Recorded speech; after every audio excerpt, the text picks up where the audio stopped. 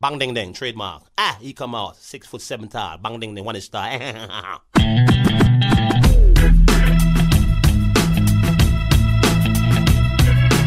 dong ding dong ding dong ding dong ding dong ding dong ding. This is a perfect day.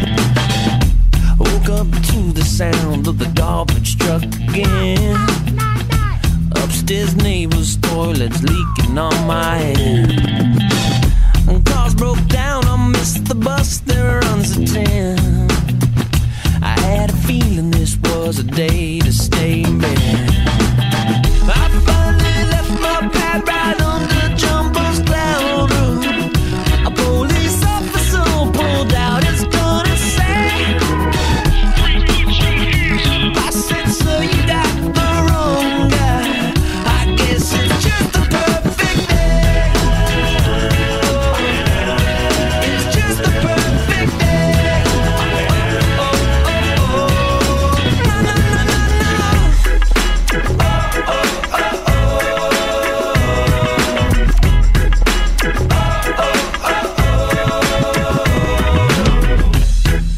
Hey there, and welcome back to another episode of Eggs. This week, we have Robert Clinkenbeard. Robert is the CEO of Radix Group. He is an entrepreneur, author, and four-time Ironman who's taken his business acumen and lessons learned in competition to not only sell his company, but kickstart an investment portfolio that contains several franchises, real estate investments, and the largest peer group facilitation company in the U.S. All that on top of raising a large family. Robert joins us today to share his knowledge to help our listeners find a reinvigorated passion for their businesses, build a corporate culture that is in line with their vision, and if you can believe it, do so while making more time for family and friends along the way. Please join us in welcoming to the show, Robert Clinkenbeard. How are you, Robert? I'm good, thanks. Thank you for the nice intro. Yeah, glad to have you. Thank you for making the time to be here. No problem. Can you maybe tell us a little bit about your background? I know you grew up in Nebraska and moved to Scotland.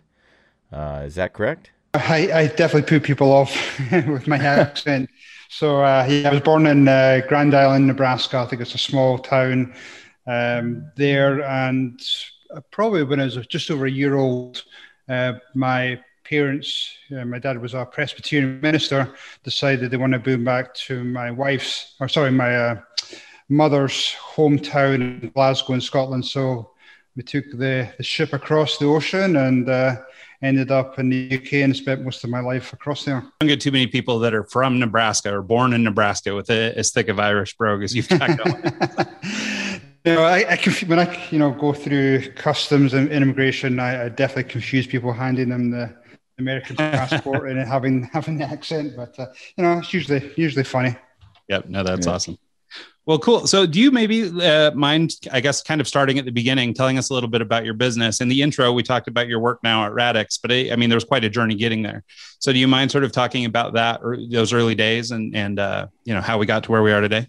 Yeah, no problem. So I decided after many years in Scotland, just felt as though there wasn't a good environment to start a business and join that entrepreneurial journey.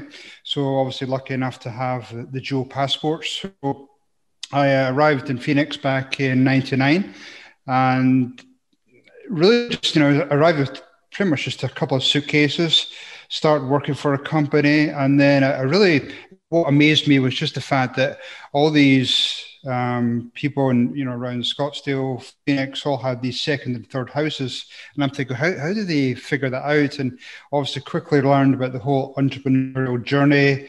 And I was working for a really large landscape company at the time called Ballycrest, and decided, well, I can maybe do this better.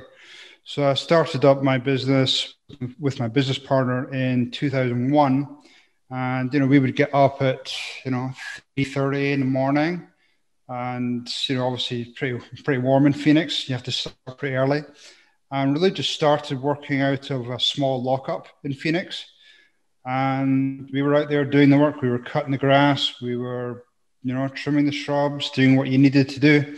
And we slowly built that company up over, let me think, 15, 16 years to nearly 400 employees, $20 million in revenue. And, it was a tremendous experience, tremendous success. and I learned a lot from that. So you went to college for horticulture in Scotland. Did you have an idea that you were going to be going into landscaping back then, or is it something that you realized once you got to Phoenix and saw 1,000 lawn companies? I mean, anyone that's been in Phoenix or Mesa knows that there's tons of lawn care companies down there. Is that something you just kind of decided once you got down there, or is it something you had in mind back in Scotland?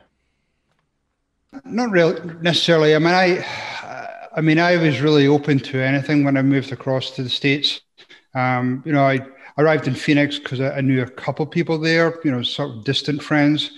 But, I was really willing to pretty much go anywhere in the States. And I think it was once I arrived there and I realized how much the city was growing and all the opportunities.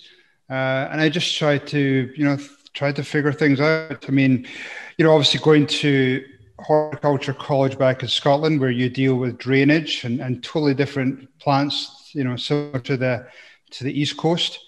And then coming to Phoenix, I mean, I just felt completely overwhelmed. Here I'm dealing with Phoenix, palm trees, I'm dealing with irrigation. So I just felt, completely out of my depth. But, typical Scottish attitude. I just, got my head down and figured out how do I make a go of this. So that's pretty much what I did. Well, then let's talk a little bit about that growth. So, I mean, you started from this humble lockup there in Phoenix. Like Mike was saying, obviously there is no shortage of landscaping opportunities down there in Phoenix. But let's talk about how the business grew and sort of what the next steps were as you guys sort of started making your way into that market. Yeah, no, absolutely. So we, our main focus was around professionalism. You see your typical landscape company, beat up trucks, no uniforms, that typical attitude. And we totally changed around. We brought in really professional trucks. We brought in a real sales process. We networked really well with a lot of the business groups. And almost took the landscape. We felt as though we took landscaping to another level or two within that Phoenix market. We would do a lot of the landscaping during the day, and at night we would go out and we would do networking. We'd go to business groups, we would entertain our clients. Pretty much did whatever we did or needed to do. And then slowly we just started to get more and more jobs, and that took us eventually out of the field. And we started to hire more people just to help take us on. So we allowed us to work more on the business than in the business. So really just, networking, doing a great job, just being out there, coming through on promises and making sure the quality there was just one of our success points. Yeah, no, I love that. It's so funny because all those things that you're talking about, hard work, perseverance, networking, being friendly, living up to expectation, like they're the most common, most core principles, right? That just about any business should follow. Yet they seem really elusive. And especially in service businesses like landscaping or, anything like that, general contractors, it's those sorts of things are really what separate sort of the good from the bad. Yeah, absolutely. Yeah, and you saw that. We just saw that, even just other competitors with their beat up trucks, not returning phone calls, leaving shoddy work. We just felt as though there was an opportunity there to actually take care of our clients rather than just worrying about, making a lot of money. Yeah. And I think that that's a wise thing too. I mean, even just that shift or that perception change where, the value really is in the customer, not even that much in the other piece. Now, granted, you have to do good work and all that stuff, but really it's how you treat your customers and that sort of lead to this ongoing growth and build good, build solid reputation. Yeah, no, absolutely. And, one of I think the keys was, taking those relationships with clients up to a tier 4, tier 5 level. And what I mean by that is rather than just having a, very surface conversation, we were actually going out there.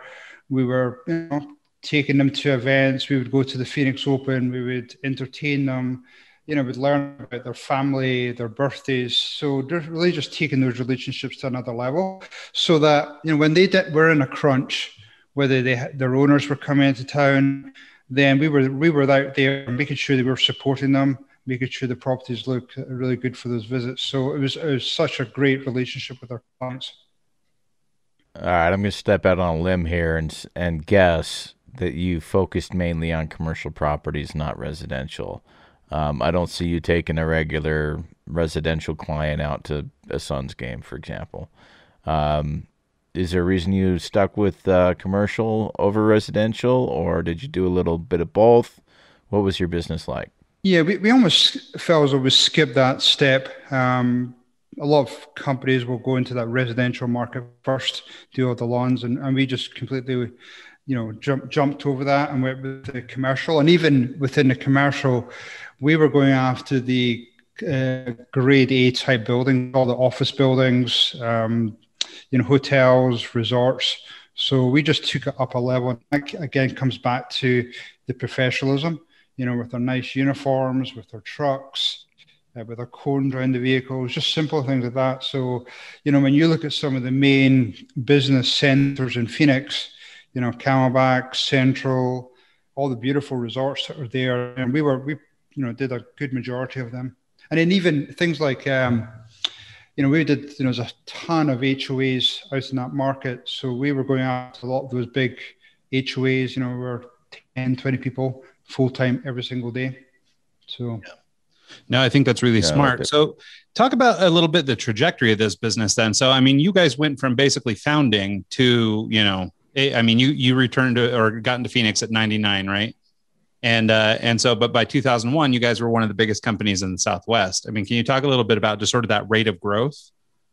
Yeah, I mean, we didn't start our business until 2001. And, the first few years we doubled in size every single year.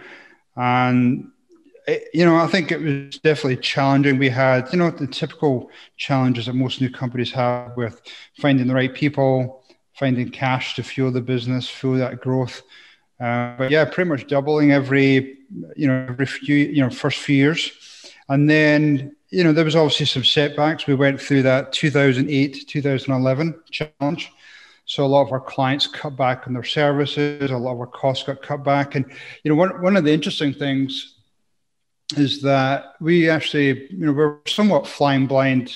John, my partner, and I we're not necessarily really savvy on the financial front. So we brought in a consultant to help us. And, he quickly identified in roughly 2007 that we weren't making any money on the big construction work. So all the big new HOAs, the retail centers that were being built, we would bid on a lot of the work. Quickly we realized we weren't making any money. Now, we were lucky enough to start to exit that side of the business before that 2008 crash. So we were, pretty grateful that was, we had somebody helping us identifying that weakness. But we got through that period. And, the nice thing about the landscape business, again, a lot of people think it's like dirty commercial business, but, you get that nice reoccurring revenue. So when you have that reoccurring revenue, you don't necessarily have those peaks and troughs with money coming in. So I think that helped us get through those tough times so that we come out in 2011, we'd start to rebound, bring in more contracts. A lot of our competitors were out of business. So it just allowed us to take up another quick growth spurt. Yeah, so there's something in there that you've mentioned, and I happen to know you do some like business coaching and stuff yourself, but you took a moment, early on, you realized that you guys weren't sort of financially savvy and you decided to reach out to a consultant. And, it's one of these things, I think, for a lot of business owners that they just don't know what they don't know. So do you mind talking a little bit about like, how did you know it was the right time to find a mentor and how did you find one? We knew that we were flying by the seat of our pants. And I think as we begun to join different organizations, I'm a big part of the Entrepreneurs Organization and Business Partners part of YPO. I think when we started to surround ourselves with other business people, then we sort of realized that we didn't know a lot of things. So we felt as though we should bring in a financial expert, which was our biggest area of weakness. So we just started to reach out to our network, and we came across somebody who was a fractional CFO, and they came in once a month and just dissected the numbers for us and just give us a little bit more insight into where we were bleeding at the time. Yeah, one of the things you mentioned there that really stood out to me was you didn't realize you were losing money on the larger projects. And for me, I want to show you something here real quick. This is the door hangers that I'm passing out right now for my new lawn business, lawn care and landscaping business. And the bid process scares the hell out of me. Like, I've done a lot of landscaping in my day. I've done my personal projects, my parents' house, a few other homes for friends and family kind of thing. And I've never actually done it as a quote unquote business. And right now I'm in the process of getting bonded and insured and all that fun stuff. But the actual bid process is super scary to me, because it's just one of those things that you can really mess up, and it could cost you a lot of money, and you could be paying to work if you do it wrong. And I was wondering if maybe you could tell us a little bit about that, the first few bids that you did, and maybe what we can do to not have issues like that where you are working for free. You know what I mean? I think, all business owners make those mistakes. And, I think early on, everything is in landscaping is around hours. So making sure that, you're bidding enough hours. And a lot of times we underestimated some of the hours needed on certain types of jobs. We eventually, when the maintenance, we got into production rates. But yeah, we made a lot of huge challenges, or mistakes, I should say. But the way we saw it was, we're going to stick to those prices. We're going to show them some good quality work, and hopefully they'll stay on as a maintenance client. And then maybe in a year, then we'll look at our numbers. We'll look at some of the data, and then we'll hopefully go back to them and look for some type of a price increase. But, unless you have that data. So, eventually, I think after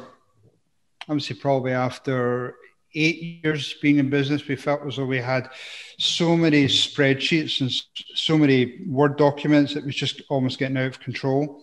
So eventually we brought in a ERP type system that just helped to, again, manage the routes, to do job costing, to do proper estimates. And those estimates would flow right the way through to the actual guys in the field. So eventually we figured it out, but it took us probably 8 or so years to really get some really accurate data around every single job. We were able to get job costing on almost on a daily basis, and it allowed us to make some great decisions. At one point, you built your business to over 300 employees. Can you maybe tell us what it's like to have that many employees? And I've heard you equate it to rugby, like a rugby team. Tell us a little bit about that. I think, the key thing with growing a business is making sure you have the right people. And, it's the same with any type of team, rugby team, soccer, football, whatever you want to call it. If you have the right people in the team and you find out what their strengths are and where they're struggling a bit, then you can go in and that's part of the reason why I became a coach, is that I have a good ability to be able to see the people in front of me and figure out which ones are the stars, which ones need a little bit more coaching. The goal is obviously to get them to work together as a team. There's just a lot more, you get things done better if they work together as a team. But sometimes you have to go in and give individual coaching on the individual players, whether it be in business or whether it be in rugby. So I think people is such a key element to your business. Unless you have the right people doing the right things, then your business is not going to be able to scale up. So at some point, after you had this nearly 400 employees, you basically essentially sold this business, right? And so can you talk a little bit about what that process was like, transitioning from owner operator, guy who's out, beating the ground, trying to make the business happen. Then you built a business that could sort of stand without you. And now you're prepping it for sale. Can you just talk a little bit about that process? Yeah, it was a little bit forced upon me in terms of my you probably hear a lot of people, their partnerships begin to go sideways a little bit. So, we could start to recognize that. So we managed to hold it together and went out to, put our book together and put it out through a broker, investment banker. And we were lucky enough to, have a number of bids on our business, but it was definitely, if it wasn't for that partnership challenge, I'd probably still be in that business, but we were just on different pages. It was definitely a challenge as once our business got sold in May of 16, going from that, I'm the go-to person per se for all of my team. Had, some senior managers coming to me, that it was then the strings were being pulled from the parent company now in Pennsylvania. So, the decisions I was making or decisions that were being made for me didn't necessarily sit well for me. Now I lasted a couple of years, but it was definitely a huge adjustment for me. And what was actually more challenging for me is when I decided to exit that company completely in 2018. I felt as though my identity was pulled away from me. And that was a huge adjustment because, when you have, 16, 17 years working in that environment and everything's based in your laptop or your phone and, it's effectively the plug is pulled from that, then, I felt as though I struggled for 6 to 9 months with that identity crisis.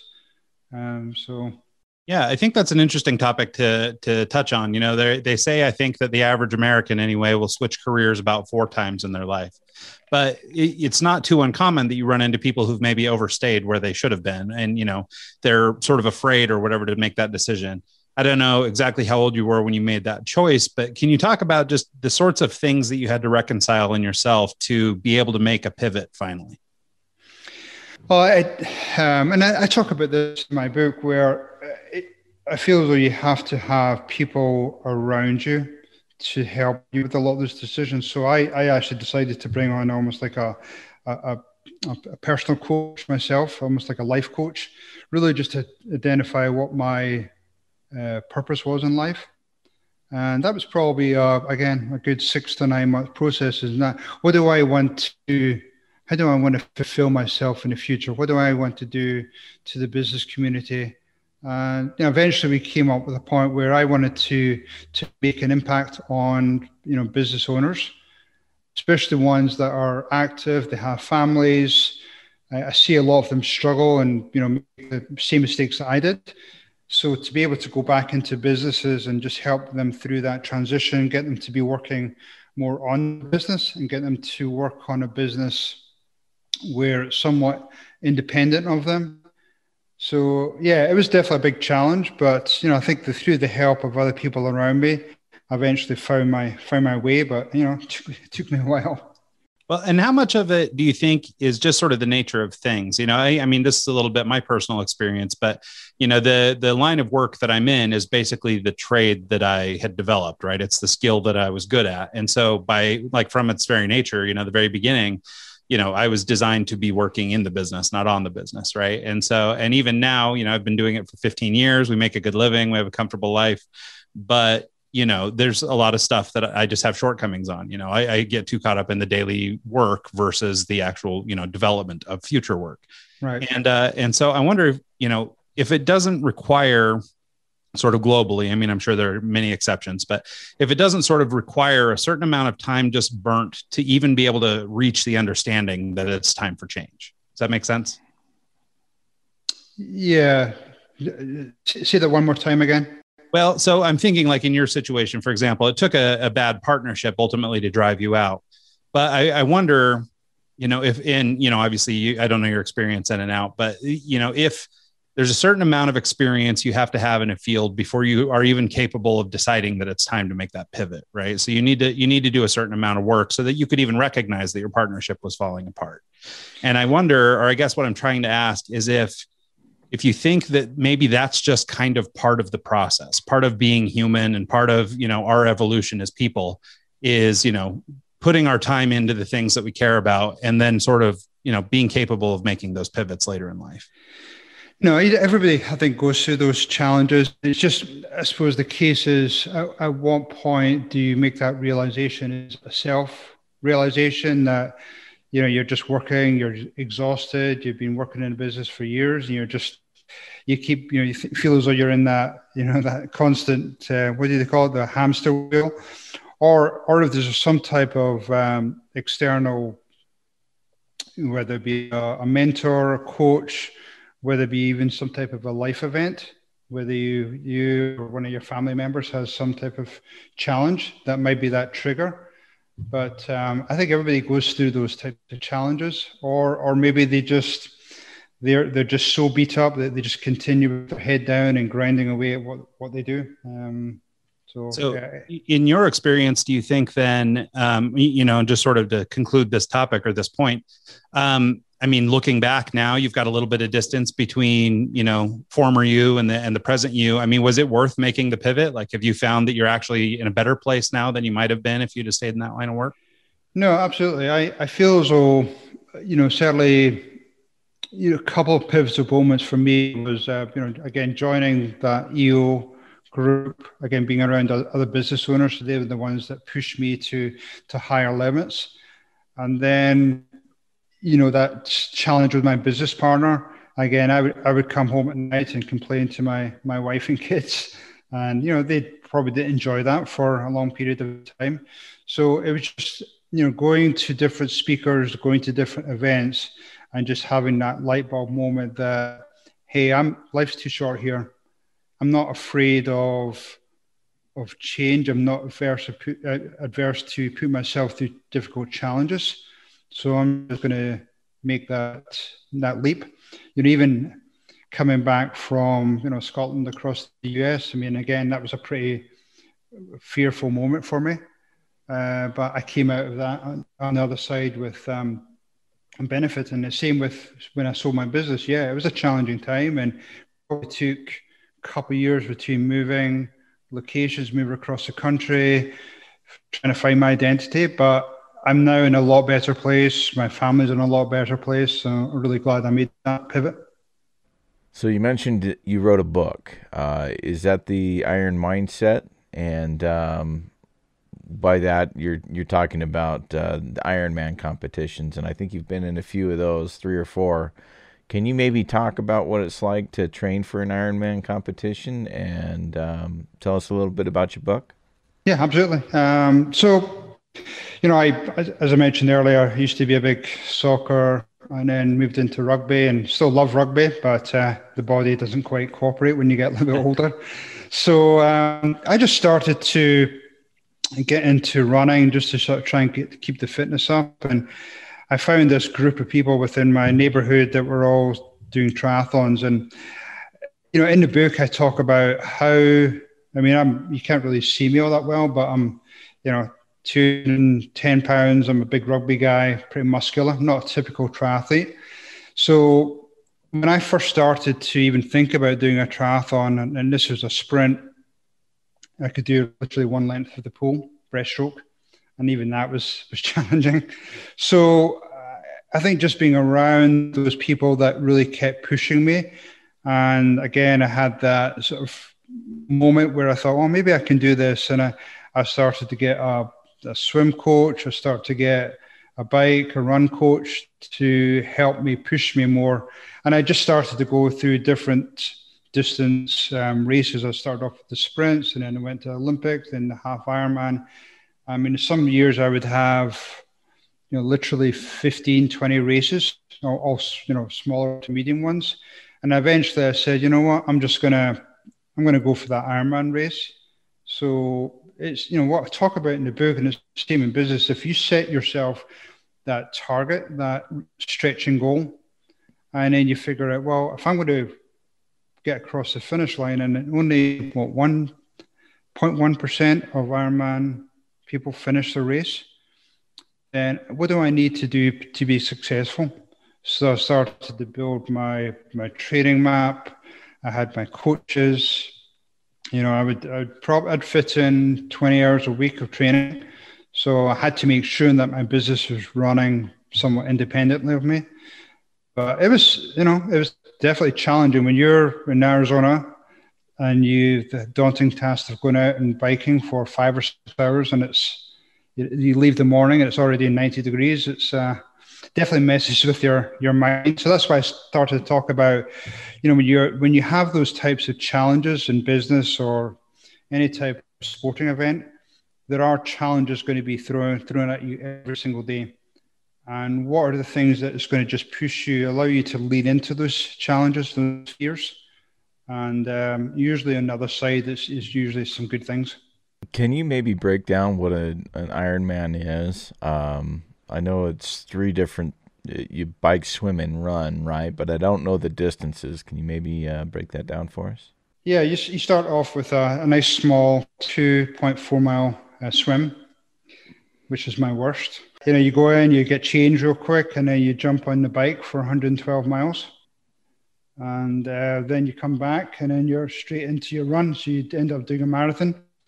So, your pros will do it, and, some of the quickest times are 8.5, 9 hours, but the cutoff, 15, 16 hours. So it's a long day. Yeah, that would be a long day, wouldn't it? Yeah, anyways, I've done a 30-miler. I haven't done anything nearly as much as what an Ironman would be, but I rode my bike 30 miles one time, and it was out of the blue. A friend of mine was like, "Hey, let's go for a ride." And we're like, we just pick a spot, and I thought it was like maybe 10, 15 miles, but by the time I got back to the house, it was 30, and my legs were jello. So I can't even imagine what it would be like to do that swim, the bike ride, and then run a marathon. So, yeah, props. To call back to an earlier discussion, I just kind of want to make the point too that, as we were talking about coaching and finding people to help us, it's, very similar to your training in, for the Ironman. You're bringing in people who can help you with nutrition and who can help you, become a better runner, become a better swimmer, whatever it is. And so again, I think it's important to maybe just kind of, point that out. Just, we shouldn't be reticent to just get the people we need when we need help. If there's things that we want to be better at, don't be afraid to look outside of yourself, because I think it's a real easy trap to just think, okay, well, I know how to run. So if I just go out and run, I'll be all right. But having the proper training, having somebody tell you, oh, well, God, you can't run in those shoes. You're only going to make it 14 miles before you crap out. You got to pick the right kind of shoe, or, whatever it is, nutrition or any other facet. But I think it's worth mentioning anyway, this idea, just, again, coaching and the importance of sort of listening to other people. I think a lot of people feel as though they have to immediately dive into hiring, especially in business, hiring a full-time expert. Like a controller, CFO type level. But there's so many options out there in terms of fractional people that are willing to come in for, a few hours a week, a few hours a month. So it's just a good way to at least get a taste of what that coaching looks like. And, there's so many people out there in the business communities, especially in the landscape community, where they're more than happy to help give their advice. They've been through that, they've made the mistakes. And I find that something really nice about the landscape community is that they're just willing to help and share their experience. Yeah, no, I think that's great. And, you would hope to see that in most professional pursuits. I think you find, especially if you're involved in, entrepreneurial groups or industry trade groups, things like that, you find there are a lot of people who are pretty quick and willing to give up, advice or help you avoid pitfall. Speaking about coaching, can you maybe tell us a little bit about the Radix Group and your consulting business and your partners that you work with, or not necessarily partners, but other coaches that you work with? Yeah, so when I first started, I went through and got my certification through the scaling up with Vern Harnish. And I just felt as though it'd be good to hang my hat on, some big, coaching framework, because we use that in our business. So, the primary part of that was going in to help all the different types of businesses and do that initial evaluation to find out, where are their weak spots. A lot of people, because they're still down in the weeds, they're not necessarily seeing some of the challenges. So, that's where I started off. And I quickly realized that as I started to get more and more clients that, again, I wasn't necessarily the expert in all these different facets. So I started to surround myself with other experts that if I identified a challenge within a company, I could refer them to one of my counterparts. So that's why I brought in David. David's an outstanding leadership coach. He's worked with a couple of the US presidents and been on their presidential staff team. I've got fractional CFO on my team, recruiter on my team. So as I come across challenges, I'm able to pass on that really good reference to my clients. And then it's the same with the peer group side. I established some peer groups initially, and now we've grown that by 70, 80%. And again, same thing where a lot of people will know generally. Most of them are in the landscape business. Most of them know some of the trade challenges going on, but they don't necessarily know business in terms of either leadership or marketing or some of the other things going on within the industry. So, being able to share some of that knowledge around all the different groups, again, goes back to my whole purpose in life. If I can help them make less mistakes and ultimately their business becomes more successful to a point where eventually they're working on the business, then I feel as though I've done my part. Well, Robert, we're getting to that time. Can you maybe tell people where they can reach out, how they can get in touch with you if they want to maybe get some coaching or just connect? The best thing is to reach me through the website, the Radix Group LLC.com, or through my LinkedIn at Robert Clinkenbeard.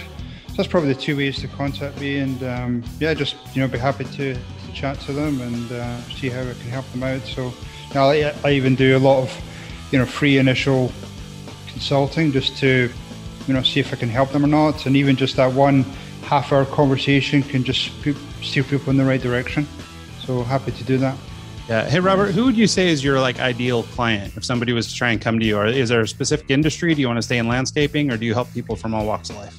I mean, I would say I focus mainly on the service industry. I'm just passionate about people that are just good, hardworking people, landscaping, pest control, janitorial, all those types of service industries. That recurring revenue is obviously a nice one because I feel as though I know that well. So that's probably the main. And size-wise, could be anywhere from, I have clients that are 3 million, I have clients that are 50 odd million. So yeah, I enjoy working with them all. That's great. Well, cool. Well, thank you so much for taking the time to join us today. It's been a great conversation. I think there's a lot of good stuff in there. And thanks so much to everybody who tuned in this week and every week. And we'll see everybody next time. Cool. Thanks, Ryan and Mike.